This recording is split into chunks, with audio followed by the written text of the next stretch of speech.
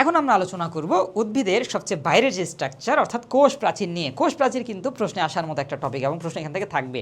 কোষ প্রাচীর টপিকটা খুবই ইজি, খুবই মজা, তোমরা শুধু কিছুই বেসিক ইনফরমেশন আগে জেনে রাখো। তাহলে আমরা একটু কোষ প্রাচীর নিয়ে কিচিরমিচির করি। দেখো, কোষ প্রাচীর, একে বাহ্যিক শক্ত আবরণী বলা হচ্ছে, আবার প্রতিরক্ষা পর্দা বলা হচ্ছে। তাহলে তিনটা নাম তার, তাই না?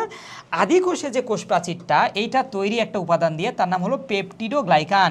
আর উদ্ভিদ কোষের কোষ প্রাচীরটা তৈরি হয় সেলুলোজ দিয়ে। ছত্রাকের কোষ প্রাচীরটা তৈরি হয় কাইটিন নামক একটা পদার্থ দিয়ে। তাহলে আমরা তিনটা জানলাম যে আদি কোষ অর্থাৎ ব্যাকটেরিয়াগুলোর ক্ষেত্রে তারা তো অনেক অনুন্নত, অনেক গরিব, তাই তাদের কোষ প্রাচীরে সেলুলোজ নাই, কি থাকে? পেপটিডোগ্লাইকান নামক একটা অনুন্নত পদার্থ থাকে। আর উদ্ভিদের কোষ প্রাচীর সবসময় সেলুলোজ নির্মিত, ছত্রাকের কোষ প্রাচীরটা কাইটিন নির্মিত। তোমরা আবার ইন্টারেস্টিং একটা জিনিস লক্ষ্য করবা যে ছত্রাকের কোষ প্রাচীর কাইটিন, এই কাইটিনটা পাওয়া যায় কিন্তু প্রাণীতে। যেমন তোমরা যে আর্থ্রোপোডা প্রাণীদের কথা চিন্তা করো, এই আর্থ্রোপোডা পর্বের প্রাণীদের দেহের বাইরের একটা কঙ্কাল থাকে বা খোলস থাকে, এই খোলসটা কাইটিন নির্মিত। ছত্রাকের বৈশিষ্ট্যগুলো যখন আমরা পড়বো 5 অধ্যায়ে, তখন দেখবা ছত্রাকের সব বৈশিষ্ট্য প্রাণীর সাথে মিলে। তার কাইটিন কোষ প্রাচীর কাইটিন দিয়ে তৈরি, প্রাণীতেও কাইটিন থাকে। তার সঞ্চিত খাদ্য গ্লাইকোজেন, প্রাণীরও সঞ্চিত খাদ্য গ্লাইকোজেন। তার মানে সে একটু প্রাণীর সাথে ভাব জমাতে চায়। তার মানে ছত্রাক প্রাণী হইতে চাইছিল, কিন্তু বাবা মায়ের চাপে কি হয়েছে, ছত্রাক হয়ে গেছে। তোমরা অনেক সময় বলো না যে আমি আসলে ডাক্তার হইতে চাই না, বাবা মায়ের চাপে পড়ে ডাক্তারি পড়তেছি বা ডাক্তারি প্রিপারেশন নিচ্ছি, তাই না? তাহলে এই ছত্রাকটা প্রাণী হতে চাইছিল, কিন্তু পরিবারের চাপে কি হয়ে গেছে, ছত্রাক হয়ে গেছে। এইভাবে তুমি মনে রাখো। এরপরে আসো ভৌত গঠন। তাহলে একটা বিকশিত কোষ প্রাচীরকে দেখো আমরা তিনটা ভাগে ভাগ করতে পারি। মাঝখানে থাকে একটা স্তর যাকে বলা হয় মধ্যপর্দা, এরপরে থাকে প্রাথমিক প্রাচীর, তার উপরে যদি কোনো স্তর তৈরি হয় তখন তাকে বলা হয় সেকেন্ডারি প্রাচীর। আমরা খুব সহজভাবে একটু বোঝার চেষ্টা করি। ধরে নাও এটা একটা কোষ প্রাচীর, কোষ প্রাচীরের প্রথম একটা স্তর তৈরি হয়, প্রথম যে স্তরটাকে তৈরি হয় তাকেই বলা হচ্ছে মধ্যপর্দা। তাহলে একে বলা হচ্ছে মধ্যপর্দা বা মিডিল ল্যামেলা, ইংলিশ টার্মটাও আমরা পড়বো। তাহলে এর নাম কি, মধ্যপর্দা বা মিডিল ল্যামেলা। এই মধ্যপর্দার উপর এখন কোনো দ্বিতীয় অথবা তৃতীয় প্রাচীর সৃষ্টি হতে পারে, কিন্তু পার্থক্যটা কি? তো দেখো, মধ্যপর্দাটা তৈরি হয়েছে কিন্তু একদম কন্টিনিউয়াসলি, কোথাও কোনো গ্যাপ নাই, চারদিকে সমানভাবে তৈরি হয়েছে। এর উপর যখন একটা প্রাচীর তৈরি হয় তখন সে এরকমভাবে তৈরি হয়, এই যে এতটুকু তৈরি হয়েছে, এদিকে একটা স্তর তৈরি হয়েছে, একে বলা হচ্ছে প্রাথমিক প্রাচীর। তাহলে প্রাথমিক প্রাচীরটা টানা তৈরি না হয়ে দেখো এই যে একটু গ্যাপ রেখে রেখে তৈরি হচ্ছে, তাহলে মাঝখানে একটু গ্যাপ রাখলো। ঠিক একইভাবে এই দিক দিয়েও, চতুর্দিক দিয়েও প্রাথমিক প্রাচীর সৃষ্টি হবে। আমি পুরোটা আর্ট করতেছি না, সময় নষ্ট করতেছি না। তাহলে এই জায়গায় এমনভাবে তৈরি হবে। কিন্তু পার্থক্যটা কি দেখো, মধ্যপর্দা অর্থাৎ হলুদ কালারটা যখন সৃষ্টি হয়েছিল তখন একদম কন্টিনিউয়াসলি চারদিকে রাউন্ড করছে, কোনো তার মধ্যে বিভাজন নাই, কোনো ছেদ নাই। কিন্তু যখন প্রাথমিক প্রাচীরটা তৈরি হলো জায়গায় জায়গায় একটু করে তারা গ্যাপ দিছে, বিরতি দিছে, তাই না? রেস্ট করছে একটু। এর উপর যদি আর কোনো প্রাচীর তৈরি হয় তখন তাকে আমরা সেকেন্ডারি প্রাচীর বলবো। তাহলে সেকেন্ডারি প্রাচীর প্রাথমিক প্রাচীরের উপর দিয়ে তৈরি হবে সেমভাবে, কিন্তু সেকেন্ডারি প্রাচীরটাও ওই প্রাথমিক প্রাচীরের মতো কি হয়, একটু গ্যাপ রেখে রেখে তৈরি হয়। তাহলে গ্যাপ রাখার কারণে দেখো তো এইদিকে একটা কূপ তৈরি হলো। কূপ কথাটার অর্থ কি? কূপ মানে হলো গর্ত, হ্যাঁ, কূপ মানে হলো গর্ত বা হোল। তাহলে এই কূপ তৈরি হচ্ছে, তাহলে এইদিকে একটা কূপ তৈরি হইলো, ঠিক একইভাবে এইদিকে একটা কূপ তৈরি হইলো। কূপের ইংলিশ হলো পিট। তাহলে পাশাপাশি অবস্থিত এরকম পিটগুলোকে বলা হচ্ছে পিট পেয়ার। তাহলে এগুলোর নাম কি? পিট পেয়ার বা জোড়াকূপ। জোড়াকূপ তৈরির উদ্দেশ্যটা কি দেখো, তাহলে এইদিকেও যদি আরেকটা কোষ থাকে এবং এই কোষগুলোর মধ্যে, তো এখানেও তাহলে এরকমভাবে প্রাথমিক প্রাচীর সেকেন্ডারি প্রাচীর গ্যাপ গ্যাপ রেখে তৈরি হবে। আমি আর এগুলো আলাদা কালি দিয়ে আর্ট করলাম না, দ্রুততার জন্য আর্ট করলাম। কিন্তু দেখো, যদি পুরোটা তারা কাভার করতো তাহলে এই কোষের বিশাল একটা বাউন্ডারি তৈরি হয়েছে, এই কোষের বিশাল 3 স্তরের একটা বাউন্ডারি তৈরি হয়েছে, তাহলে দুই কোষের মধ্যে কোনো যোগাযোগ থাকতো না, তাদের মধ্যে ব্রেকআপ হয়ে যেত, তাই না? তারা বিচ্ছিন্ন হয়ে যেত, কোনো যোগাযোগ থাকতো না। তাহলে কোষের মধ্যে কোষের কোনো যোগাযোগ রক্ষিত হইতো না। তাহলে কূপটা সৃষ্টি করার কারণে কিন্তু দেখো এই জায়গায় জায়গাটা অনেক পাতলা, এখানেও জায়গাটা অনেক পাতলা। তাহলে কোষের মধ্যে এই দিক দিয়ে যদি কোনো বস্তু এক কোষ থেকে আরেক কোষে যেতে চায়, যাইতে পারবে না, কারণ এখানে 3 স্তর বিশিষ্ট প্রাচীর আছে। কিন্তু তারা যদি এই পিট পেয়ার দিয়ে যেতে চায় তাহলে কিন্তু ইজিলি যেতে পারবে, কারণ ওই জায়গায় শুধু মধ্যপর্দা ছাড়া আর কোনো কিছুই নাই। তাহলে এই পিট পেয়ার বা কূপ জোড়া থাকার কারণে কি হচ্ছে, এক কোষ আরেক কোষের সাথে ইজিলি একটা যোগাযোগ স্থাপন করতেছে। এই কোষীয় যোগাযোগটাকেই বলা হচ্ছে প্লাজমোডেসমাটা। তাহলে এই কোষীয় যোগাযোগটার নাম কি? প্লাজমোডেসমাটা। খুব ভালো করে মাথায় রাখো। তাহলে আমরা মাথায় রাখবো কোষ প্রাচীরের মাধ্যমে কোষীয় একটা যোগাযোগ তৈরি হয়, যে যোগাযোগটার নাম হলো প্লাজমোডেসমাটা। প্লাজমোডেসমাটা দিয়ে এক কোষ থেকে আরেক কোষে কিছু পদার্থ যাতায়াত নিয়ন্ত্রণ করে। এবং এই জায়গায় দেখো তাহলে শুধু কি থাকতেছে, প্লাজমোডেসমাটার জায়গায় শুধু মধ্য পর্দা থাকে, আর প্রাথমিক প্রাচীর সেকেন্ডারি প্রাচীর কোনোটাই তৈরি হয় না, তাকে একটু গ্যাপ রাখার জন্য। তাহলে সুন্দর করে মাথায় রাখো, তাহলে এটা অনেক গুরুত্বপূর্ণ একটা তথ্য। এখন এখানে উপাদানগুলো কি কি, তাহলে তার প্রাথমিক মধ্যপর্দা তৈরি হবে কিছু উপাদান দিয়ে, প্রাথমিক প্রাচীরগুলো তৈরি হবে কিছু উপাদান দিয়ে, সেকেন্ডারি বা টারশিয়ারি প্রাচীরগুলো তৈরি হবে আরও কিছু উপাদান দিয়ে। আমরা এই জিনিসগুলো একটু তাহলে দেখে নিই।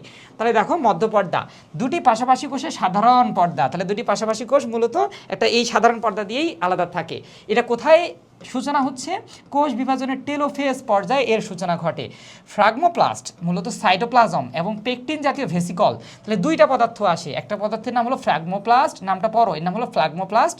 কোথা থেকে আসে, সাইটোপ্লাজম, এবং গোলগি বডি থেকে আসে কিছু পেকটিন জাতীয় ভেসিকল, ভেসিকল মানে থলির মতো কিছু জিনিস। তাহলে এই দুইটা মিলিত হয়ে মধ্যপর্দা সৃষ্টি করতেছে। তাহলে আবার মধ্যপর্দাকে সৃষ্টি করে ফ্রাগমোপ্লাস্ট এবং পেকটিন। ফ্রাগমোপ্লাস্ট আসে সাইটোপ্লাজম থেকে, আর পেকটিনটা আসে গোলগি বডি থেকে। এখানে যেহেতু পেকটিন থাকে এই জন্য পেকটিক অ্যাসিড নামও একটা উপাদান বেশি পরিমাণে থাকে। এরপর আসে প্রাথমিক প্রাচীর, তাহলে এটা মধ্যপর্দার উপরের স্তর, কিন্তু পার্থক্য কি, এ কন্টিনিউয়াসলি তৈরি হয় না। তাহলে এখানে কি জমে দেখো, সেলুলোজ, হেমিসেলুলোজ, গ্লাইকোপ্রোটিন জমা হয়। তাহলে মেইন উপাদান কি, সেলুলোজ। আমরা যে বলি তাহলে কোষ প্রাচীরের প্রধান উপাদান সেলুলোজ, এটা কি মূলত কোন প্রাচীরটা, তাহলে প্রাথমিক প্রাচীরটা সেলুলোজ দিয়ে তৈরি, 1 থেকে 3 মাইক্রোমিটার পুরু হয়। সেকেন্ডারি প্রাচীরটা কি, প্রাথমিক প্রাচীরের উপরে এটা 3 স্তর বিশিষ্ট হয়। তাহলে সেকেন্ডারি প্রাচীর কিন্তু 1 স্তর না, এটা 3 স্তর বিশিষ্ট, হ্যাঁ। এবং কোনো কোনো কোষে পাওয়া যায় যেমন ট্রাকিট, ফাইবার, সেলুলোজ এবং লিগনিন জমা, তাহলে এটাও সেলুলোজ দিয়ে তৈরি। তাহলে আমরা জানলাম প্রাথমিক প্রাচীর সেকেন্ডারি প্রাচীর দুইটাই সেলুলোজ দিয়ে তৈরি, এবং এটা যেহেতু 3 স্তর এই জন্য 5 থেকে 10 মাইক্রোমিটার পর্যন্ত পুরু হতে পারে। তাহলে এখানে একটা সেকশন আমরা দেখতে পাচ্ছি, বা এই ছবিটা দেখো তাহলে আরও ক্লিয়ার বুঝতে পারবা। তাহলে এইখানে এই যে কালো রঙের যে অংশটুকু দেখা যাচ্ছে এটা হলো মধ্যপর্দা, এর উপর এই যে ডট ডট যে অংশটুকু এটা হলো প্রাথমিক প্রাচীর, আর প্রাথমিক প্রাচীরের উপর 3 স্তর বিশিষ্ট যে একটা স্তর হয়েছে এটাকে আমরা সেকেন্ডারি প্রাচীর বলতেছি। তাহলে এইদিকে একটা কোষ, এইদিকে একটা কোষ আছে, মাঝখানে এই অংশটুকুকে বলতেছি আমরা, এদিকে একটা পিট, এদিকে একটা পিট, তাহলে পাশাপাশি দুটা পিটকে বলতেছি পিট পেয়ার। তাহলে পিট পেয়ার দিয়ে তৈরি হবে প্লাজমোডেসমাটা বা কোষীয় সংযোগ। আর পিট পেয়ার বা পিটের জায়গায় যে মেমব্রেনটুকু আছে, অর্থাৎ যে মধ্যপর্দাটুকু আছে, এটাকেই বলা হচ্ছে পিট মেমব্রেন। তাহলে পিট মেমব্রেনটা হলো পিট পেয়ার এলাকায় থাকা যে মধ্যপর্দা, তাকেই বলা হচ্ছে পিট মেমব্রেন। ওকে, এখানে প্রস্তুতচ্ছেদটা তোমরা দেখতে পাচ্ছ, এটা তেমন ইম্পর্টেন্ট না, পরীক্ষায় আসলে ওই ছবিটা তোমরা আর্ট করবা। তাহলে পরীক্ষায় যদি কোষ প্রাচীরের ছবি আর্ট করতে বলে তাহলে এই ছবিটা তোমাদেরকে আর্ট করতে হবে। ওকে, এখানে আরও কালার ম্যাটেরিয়ালস দিয়ে দেখানো হচ্ছে ছবিগুলো, একই জিনিস, আমরা বারবার আর রিপিট করতেছি না। ওকে, এবার রাসায়নিক গঠন, তাহলে রাসায়নিক গঠনের মধ্যে কী কী থাকে, এমসিকিউর জন্য এই পার্টটা ইম্পর্টেন্ট। তাহলে দেখো রাসায়নিক গঠনে মধ্যপর্দার উপাদান কি, পেকটিক অ্যাসিড থাকে, পেকটিন লবণ। তাহলে পেকটিন লবণগুলো দুই ধরনের হয়, ক্যালসিয়াম পেকটেট, ম্যাগনেসিয়াম পেকটেট। লবণ মানে তার সাথে কোনো ধাতু রিলেটেড থাকবে, তাই না, যেমন সোডিয়াম ক্লোরাইড, ম্যাগনেসিয়াম ক্লোরাইড। তাহলে এখানে ক্যালসিয়াম পেকটেট, ম্যাগনেসিয়াম পেকটেট, আর প্রোটোপেকটিন নামক একটা উপাদান থাকে। প্রাথমিক প্রাচীরের উপাদান কি কি, সেলুলোজ, তাহলে এইটাই প্রধান উপাদান। এছাড়া হেমিসেলুলোজ থাকে। হেমিসেলুলোজ কী কী থাকে, জাইলান, অ্যারাবান্স, গ্যালাকটান্স এই নামে। আর কিছু গ্লাইকোপ্রোটিন থাকে যেমন কার্বোহাইড্রেট আর প্রোটিন, এই দুইটা মিলে তৈরি করে গ্লাইকোপ্রোটিন। সেকেন্ডারি প্রাচীরের রাসায়নিক উপাদান হলো লিগনিন, আর একটার নাম সুবেরিন। তাহলে কোন প্রাচীরের গঠন উপাদান কি, এগুলো কিন্তু এমসিকিউয়ে আসবে অনেক বেশি। আমাদের একটা ক্লাসটা কিন্তু কমপ্লিট ক্লাস, অর্থাৎ তুমি যদি এটা ঠিক মনোযোগ দিয়ে করো তাহলে তোমার এমসিকিউ রিটেন দুইটার একটা কম্বাইন্ড প্রিপারেশন হবে। এবং কথাগুলো তুমি যদি শোনো বারবার, আমি একটা কথা দেখবো অনেক সময় 2-3 বার রিপিট করি, তো এটা তুমি যদি 2-3 বার শোনো ক্লাসেই পড়াটা তোমার কিছুটা মুখস্থ হয়ে যাবে। এরপরে অবশ্যই তুমি বইটা একবার রিডিং দিবা, আমার ক্লাসটা করার পরে বইটা অবশ্যই একবার রিডিং দিবা, বই রিডিং দিলে ইনশাল্লাহ তোমার কনসেপ্ট ক্লিয়ার হয়ে যাবে। এরপর আসো কূপ এলাকা, তাহলে আমরা অলরেডি জেনে আসছি, এটা আমরা রিপিট করব না। তাহলে যেখানে প্রাথমিক প্রাচীর এবং সেকেন্ডারি প্রাচীর তৈরি হচ্ছে না, এটাকে আমরা কূপ এলাকা বলতেছি।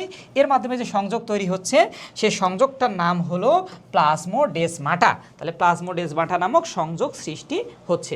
এখানে মাইক্রোস্কোপিক রিয়েল কোষের গঠন দেখানো হচ্ছে। দেখো এই যে এই জায়গাটুকুতে গ্যাপ রয়ে গেছে কিন্তু একটু, তাই না? তাহলে এইটাই মূলত হচ্ছে পিট পেয়ার অঞ্চলটুকু।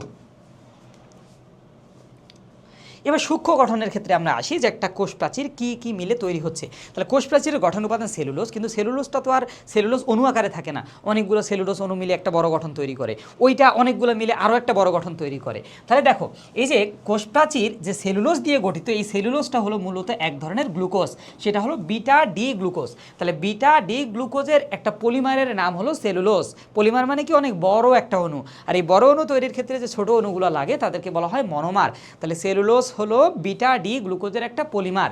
তাহলে অনেকগুলো বিটা ডি গ্লুকোজ মিলে একটা সেলুলোজ অণু তৈরি করে। আবার রিপিট করো, অনেকগুলো বিটা ডি গ্লুকোজ অণু মিলে কি তৈরি করে? একটা সেলুলোজ অণু। এই আবার 1000 থেকে 3000 সেলুলোজ অণু মিলে তৈরি করে একটা সেলুলোজ চেইন। 100 সেলুলোজ চেইন মিলে আবার তৈরি করে একটা মাইসেলি।